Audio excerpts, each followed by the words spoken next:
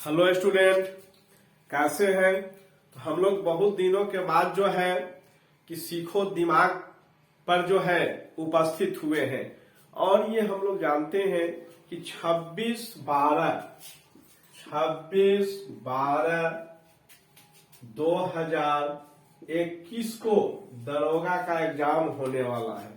और ये भी समस्या विकट है कि सभी स्टूडेंट जो है कि ऑफलाइन क्लास नहीं कर सकते हैं, और नहीं करने के कारण जो है उनको जानकारी का अभाव हो रहा है, नहीं समझ रहे हैं। इसी विशेष उपलक्ष्य में जो है कि विचार हुआ कि सीखो दिमाग को जो है कि पुनः एक बार जो है कि प्रारंभ किया जाए। और हम लोग जो है कि आज से प्रत्येक दिन 20 क्वेश्चन जो पूछा हुआ क्वेश्चन है, 20 क्वेश्चन प्रत्येक दिन जो है कि हम लोग 20 क्वेश्चंस लेकर के उपस्थित होंगे, जो दरोगा और जो है कि दरोगा तथा जितने भी कॉम्पिटिटिव एग्जाम बीपीएससी यूपीएससी में पूछा हुआ क्वेश्चन है, उन सभी क्वेश्चन का जो है कि हम लोग वर्णन करेंगे। तो 20 क्वेश्चन प्रत्येक दिन। और ये जो दरोगा का जो है हम लोग एग्जाम दे रहे हैं, उस एग्जाम में जो है कि 100 क्वेश्चंस पूछे जाएंगे, 100 प्रश्न। जिनको जानकारी है बहुत अच्छी बात है, यदि जानकारी नहीं है तो ये जान लेंगे कि 100 क्वेश्चन पूछे जाएंगे। और प्रत्येक क्वेश्चन का जो मार्क्स होगा 2 मार्क्स का, 2 नंबर का, प्रत्येक क्वेश्चन जो है कि 2 नंबर का होगा। इस तरह से जो है कि टोटल मार्क्स कितना आ जाता है, 200 मार्क्स आ जाता है, 200 मार्क्स आ जाता है। यदि आप जो है कि एक क्वेश्चन गलत करते हैं तो इसमें निगेटिव मार्किंग भी है। तो निगेटिव मार्किंग क्या है कि यदि आप एक क्वेश्चन गलत करते हैं तो आपके सही आंसर से जो है कि 0.2 नंबर जो है कि काट लिया जाएगा। इसलिए जो है कि हम लोग सावधानी पूर्वक क्वेश्चन का आंसर देंगे, क्योंकि जो है कि 200 नंबर का क्वेश्चन पूछा जाएगा, जिसमें जो है कि साइंस से लगभग साइंस से 20 से 25 क्वेश्चन, 20 से 25 प्रश्न जो है कि आपसे पूछे जाएंगे। और ये जो है कि जो भी पूछा हुआ क्वेश्चन है, जितना पूछा हुआ यूपीएससी बीपीएससी दरोगा में जो क्वेश्चन पूछा हुआ है, उसी क्वेश्चन को लेकर के हम लोग उपस्थित हुए हैं सीखो दिमाग से। अब ये क्वेश्चन हम लोग देखेंगे और उम्मीद करते हैं कि आज से जो है कि 1 महीना का अभी समय है, लगभग 30 दिन का समय है। और 30 दिन में हम उम्मीद करते हैं कि 1000 क्वेश्चन हम लोग सॉल्व कर लेंगे। और 1000 क्वेश्चन में जो है कि 20 क्वेश्चन, 20-25 क्वेश्चन तो नहीं, लेकिन 10-12 क्वेश्चन जो है कि हम लोग जरूर सॉल्व कर सकते हैं। तो हम लोग क्वेश्चन की ओर चलते हैं, साइंस का क्वेश्चन की ओर चलते हैं कि क्वेश्चन क्या है। अब जैसे मान लिया जाए क्वेश्चन, यदि आप एग्जाम दिए होंगे या क्वेश्चन देखे होंगे प्रीवियस क्वेश्चन में, तो आपको मिला होगा कि क्या क्वेश्चन आता है। जैसे पूछा हुआ क्वेश्चन है, क्वेश्चन पूछा हुआ ये क्वेश्चन है कि हार्मोन, क्वेश्चन जो है कि हार्मोन में कौन सा धातु, हार्मोन में कौन सा धातु पाया जाता है, हार्मोन में कौन सा धातु पाया जाता है।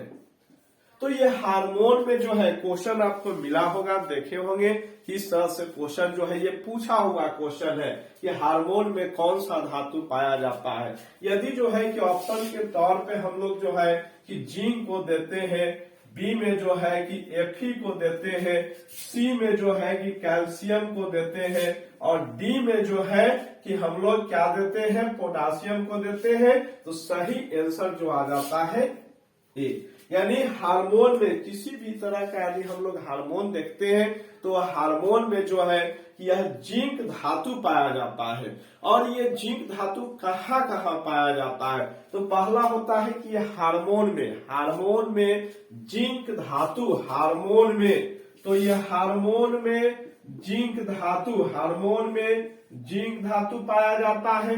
और कहाँ पाया जाता है? तो इंसुलिन में,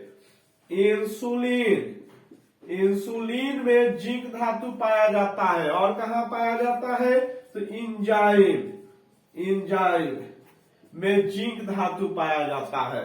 तो ये हार्मोन हो गया, इंसुलिन हो गया, एंजाइम हो गया। इन तीनों में जो है कि जिंक धातु, ये तीनों में क्या होता है कि जिंक धातु पाया जाता है। तो ये तीनों को जो है कि हम लोग ध्यान में रखेंगे। हार्मोन हो गया, इंसुलिन हो गया, एंजाइम हो गया, इसमें जो है कि जिंक धातु पाया जाता है।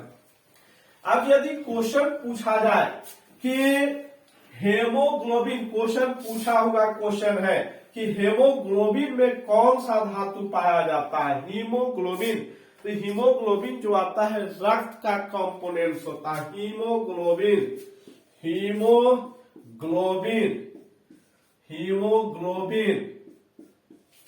हीमोग्लोबिन जो होता है ये रक्त का कंपोनेंट्स होता है।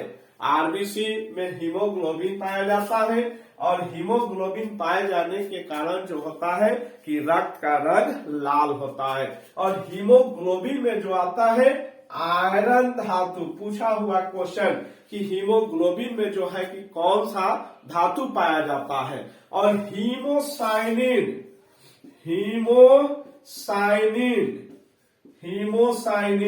यदि हीमोसाइनिन होगा तो हीमोसाइनिन में कॉपर धातु, हीमोग्लोबिन में आयरन, हीमोसाइनिन में कॉपर, हार्मोन में जिंक, इंसुलिन में जिंक, एंजाइम में जिंक पाया जाता है। यदि पर्णहरित होगा, पर्णहरित, तो पर्णहरित में जो आता है ये मैग्नीशियम धातु पाया जाता है। तो इस तरह से क्वेश्चन क्या बन गया? हार्मोन में कौन सा धातु पाया जाता है? जिंक। इंसुलिन में कौन सा धातु पाया जाता है? जिंक। एंजाइम में कौन सा धातु पाया जाता है? जिंक। हीमोग्लोबिन में कौन सा धातु पाया जाता है? तो आयरन। हीमोग्लोबिन जो आता है आरबीसी का कॉन्स्टिट्यूएंट्स होता है और हीमोग्लोबिन के कारण ही जो है कि रक्त का रंग लाल होता है। इसके बाद यदि हीमोसाइनिन पूछा जाए तो हीमोसाइनिन में जो आता है ये कॉपर धातु, पर्णहरित में, या जो है कि पर्णहरित या क्लोरोप्लास्ट जो हम लोग करते हैं तो क्लोरोप्लास्ट या पर्णहरित में जो है कि मैग्नीशियम धातु।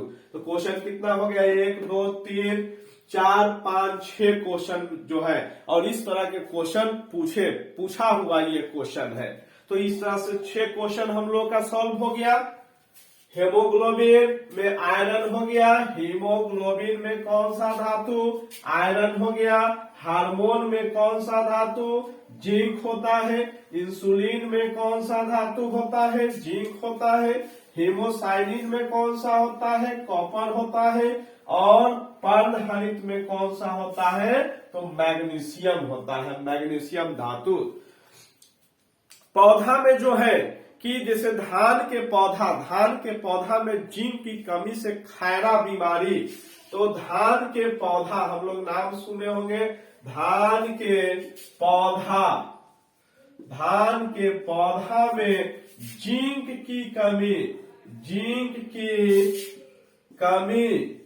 के कारण खैरा रोग होता है। खैरा रोग पूछा हुआ क्वेश्चन है कि धान के पौधा में जिंक की कमी से कौन सा बीमारी होता है? तो ये खैरा रोग होता है। इसमें पत्ती जो है कि पीला पड़ जाता है और धान के पौधा का ग्रोथ जो होता है ये कम हो जाता है। उस बीमारी को जो है कि हम लोग खैरा रोग कहते हैं। अब यदि अगला क्वेश्चन हम लोग देखते हैं, पूछा हुआ क्वेश्चन, अगला क्वेश्चन क्या होता है कि ये पौधा जो है, जो पौधा जल में पाया जाता है, जल में पाए जाने वाले पौधा को किस नाम से जाना जाता है? क्वेश्चन, जल में पाए जाने वाला पौधा को किस नाम से, किस नाम से जाना जाता है, जाना जाता है। तो मान लेते हैं कि इसका ऑप्शन जो हुआ हाइड्रोफाइट्स, हाइड्रोफाइट्स जिसको जलोदभिद कहते हैं, जलोदभिद, जलोदभिद। दूसरा मेजोफाइट्स, मेजोफाइट्स। तो मेजोफाइट्स। तीसरा जो हो गया जेरोफाइट्स, जेरोफाइट्स। और चौथा जो हो गया, चौथा ऑप्शन लिथोफाइट्स, लिथोफाइट्स। ये 4 ऑप्शन। तो जल में पाए जाने वाले, ये जल में उगने वाले पौधा को जो है कि किस नाम से जाना जाता है। तो हम लोग साधारण जानते हैं कि जलीय पौधा जैसे जो है कि पानी फल सिंघाड़ा हो गया, जलकुंभी हो गया, हाइड्रिला हो गया, तो ये पिस्टिया हो गया, वाटर लिली हो गया, ये सब क्या होता है, जल में उगने वाला पौधा होता है। और उस पौधा को हम लोग क्या कहते हैं, हाइड्रोफाइट्स, जलोदभिद, जलोदभिद कहते हैं, हाइड्रोफाइट्स। और हाइड्रोफाइट्स का एग्जाम्पल क्या आता है, जैसे water lily, water lily, water lily. दूसरा एग्जाम्पल जो होता है ट्रापा, जिसको सिंघाड़ा कहते हैं, सिंघाड़ा। जलकुंभी, जलकुंभी। Pistia, pistia. कमल, कमल। तो ये सब क्या होता है, जल में पाए जाने वाला पौधा होता है। और जल में पाए जाने वाले पौधा को हम लोग जलीय पौधा हाइड्रोफाइट्स, जलोदभिद कहते हैं, जलोदभिद कहते हैं, हाइड्रोफाइट्स कहते हैं।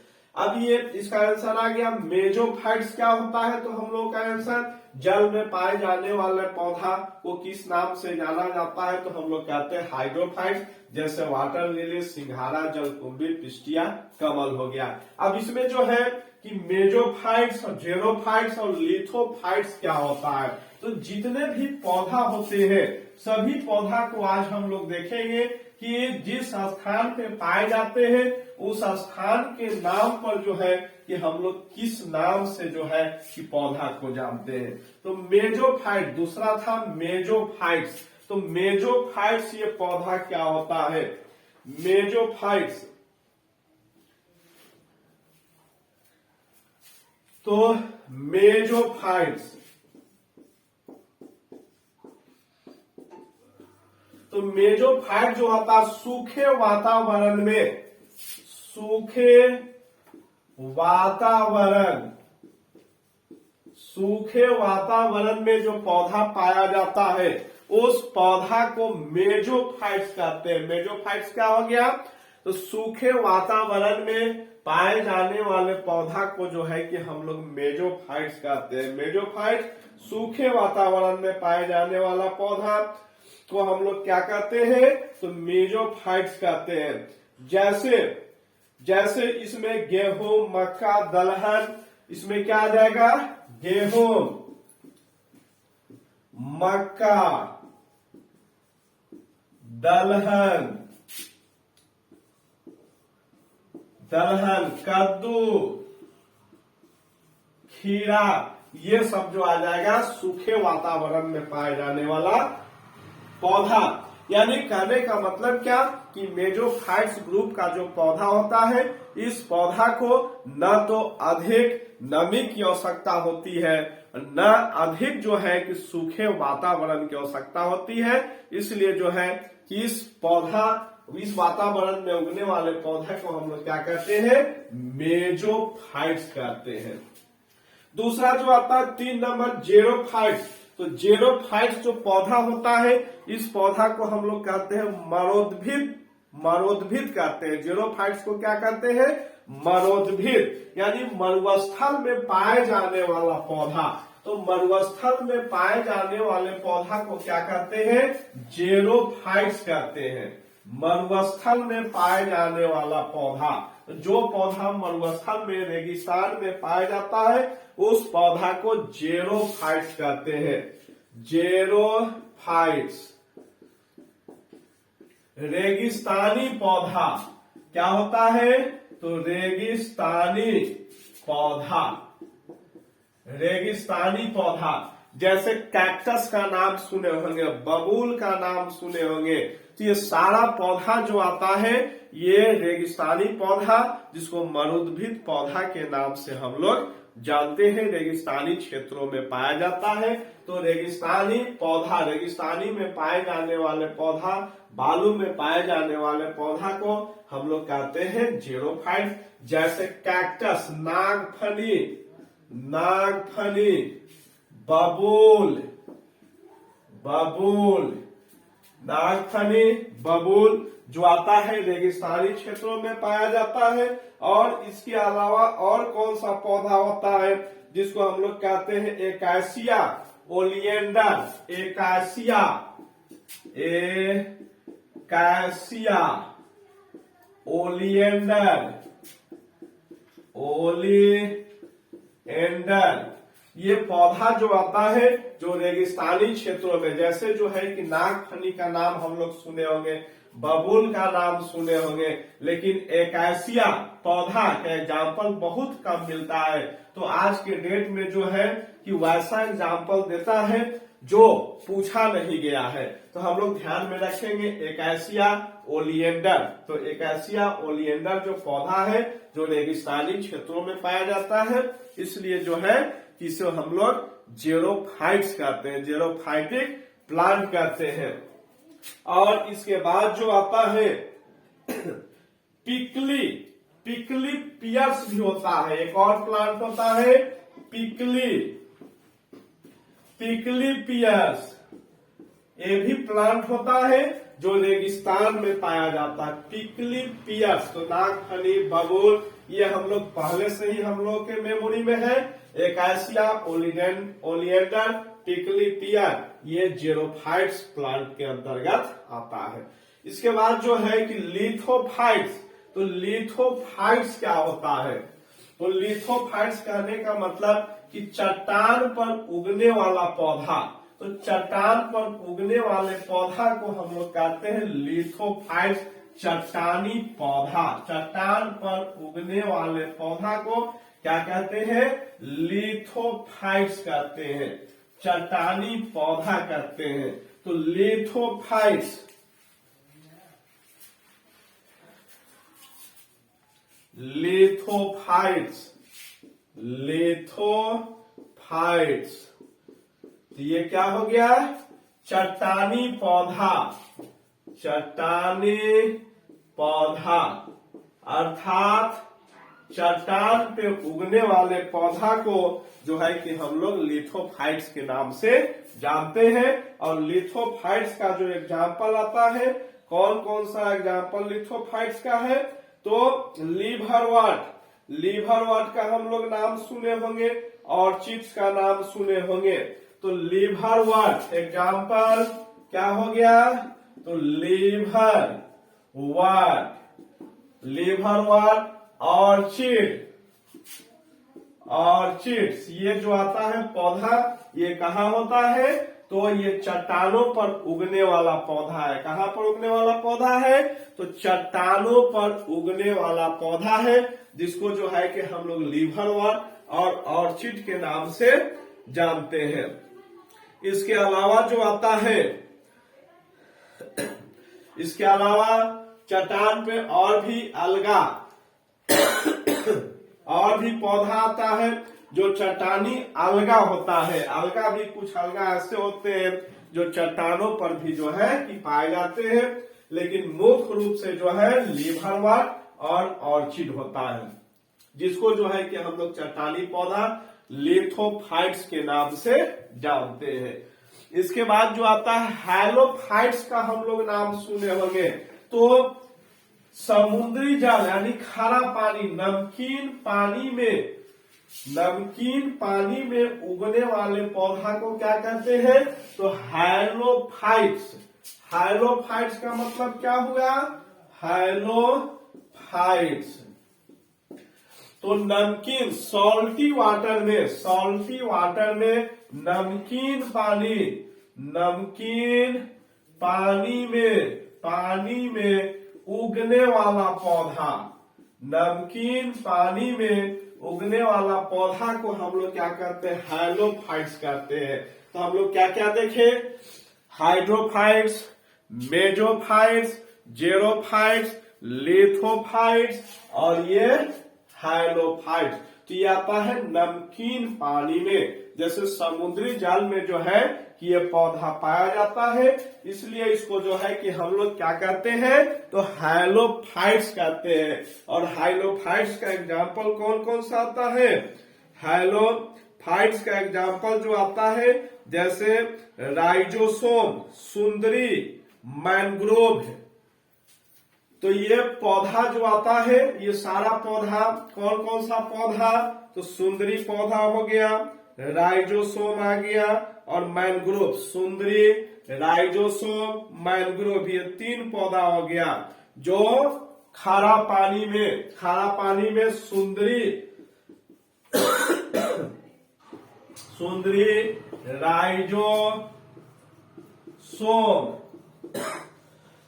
राइजोसोम, मैंग्रोव, ये पौधा जो आता है खारा पानी में।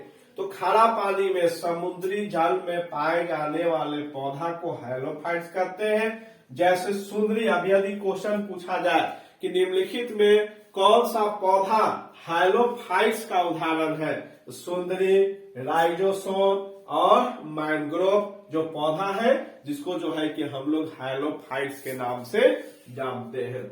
अब इसके बाद जो आता है कि अम्लीय मिट्टी में पाए जाने वाला पौधा को किस नाम से जाना जाता है? तो उसको कहते हैं ऑक्सिलोफाइट्स कहते हैं। अम्लीय मिट्टी में पाए जाने वाला पौधा को किस नाम से जाना जाता है? अम्लीय मिट्टी में पाए जाने वाला पौधा को किस नाम से जाना जाता है?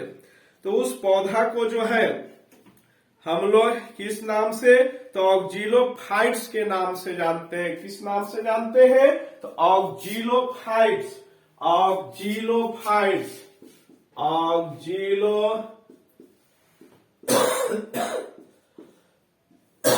फाइट्स। अम्लीय मिट्टी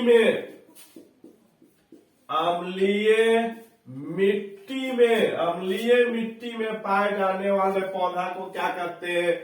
ऑक्जिलोफाइट्स कहते हैं। तो ऑक्जिलोफाइट्स समूह का जो पौधा होता है, ये कहाँ पाया जाता है? तो अम्लीय मिट्टी में, जिस मिट्टी में अम्ल की मात्रा, जिसका पीएच वैल्यू, मिट्टी का पीएच मान, तो मिट्टी का पीएच मान कितना? तो 7 से कम होता है, 7 से कम होता है।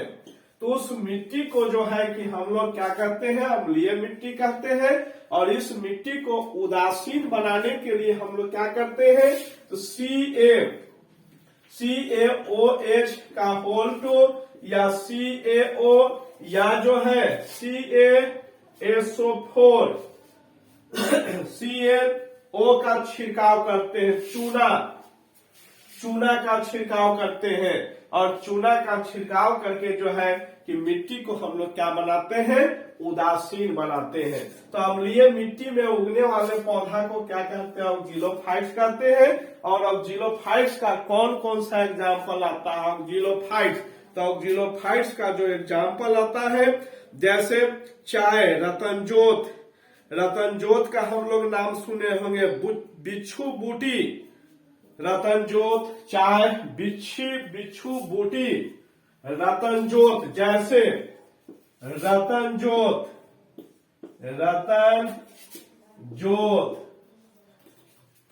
चाय, बिच्छू बूटी, ये बिच्छू बूटी पौधा होता है जो अम्लीय मिट्टी में पाया जाता है।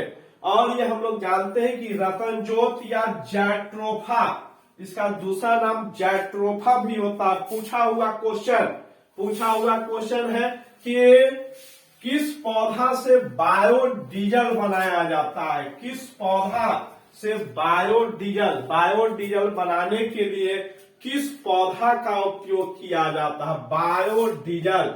तो बायोडीजल बनाने के लिए रतनजोत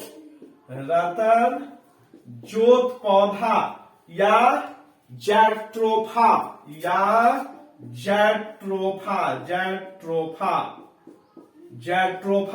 तो जैट्रोफा पौधा का जो फल का जो बीज होता है, फल का बीज, तो फल के बीज से जो है कि हम लोग बायोडीजल बनाते हैं। बायोडीजल कैसे बनाते हैं? तो जैट्रोफा या रतनजोत पौधा का जो बीज होता है, उस बीज से जो है कि हम लोग बायोडीजल बनाते हैं। और अब जो है कि हमारे यहाँ धान का जो कुन्नी होता है, धान और कुन्नी से बायोडीजल बनाने की प्रक्रिया, बायोडीजल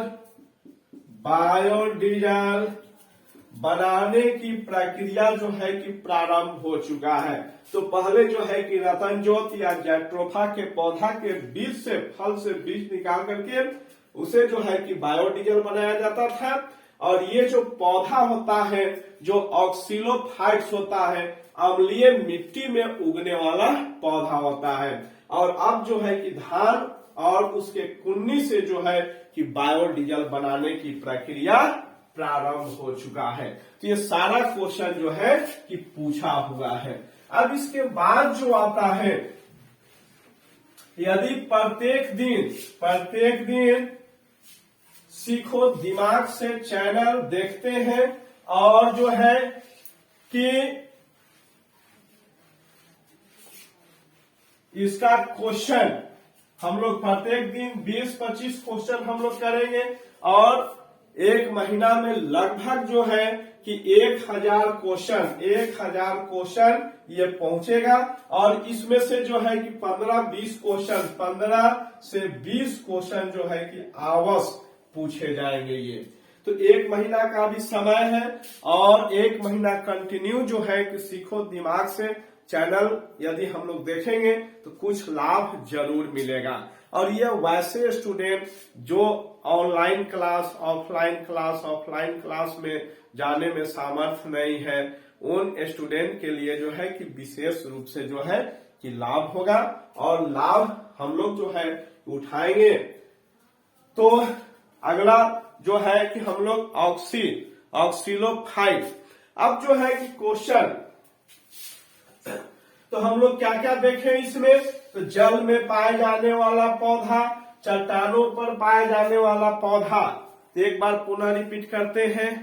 हम लोग पढ़े हार्मोन में कौन सा धातु पाया जाता है? तो जिंक धातु पाया जाता है। हार्मोन में कौन सा धातु? जिंक। इंसुलिन में कौन सा धातु? जिंक। एंजाइम में कौन सा धातु? जिंक होता है। हेमोग्लोबिन में कौन सा धातु? आयरन। हेमोसाइनिन में कौन सा धातु? कॉपर। क्लोरोफिल में कौन सा धातु? तो यहाँ मैग्नीशियम होता है।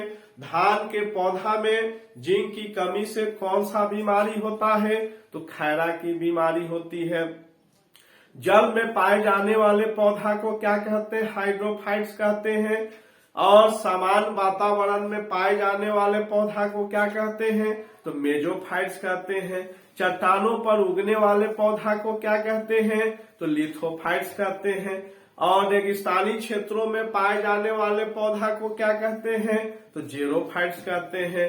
अम्लीय मिट्टी में पाए जाने वाले पौधा को क्या कहते हैं? तो ऑक्जिलोफाइट्स कहते हैं। तो इस तरह से जो है कि पौधा का वर्गीकरण जो है कि हम लोग देखें कि किस पौधा कौन सा जगह पे जो है कि पाया जाता है और उसके अनुसार जो है कि हम लोग क्या क्या नाम देते हैं।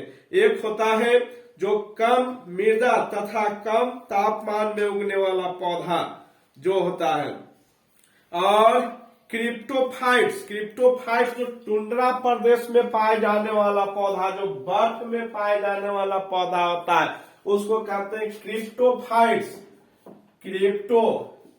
क्रिप्टोफाइट्स, क्रिप्टोफाइट्स क्या होता है? तो बर्फ में पाए जाने वाला पौधा, बर्फ में पाए जाने वाला पौधा को हम लोग क्या कहते हैं? तो क्रिप्टोफाइट्स कहते हैं। और इस तरह से जो है कि हम लोग लगभग 20 क्वेश्चन कम ज्यादा समय जो है कि नहीं लेंगे, कम समय में जो है कि हम लोग 20 क्वेश्चन जो है कि देखेंगे और वैसा क्वेश्चन देखेंगे जो क्वेश्चन जो है कि एग्जाम में पूछा हुआ है और पूछने की संभावनाएं बनता है। तो हम लोग पुनः जो है कि कल जो है कि मिलते हैं और कल जो है कि 20 क्वेश्चन के साथ पुनः मिलते हैं। ओके।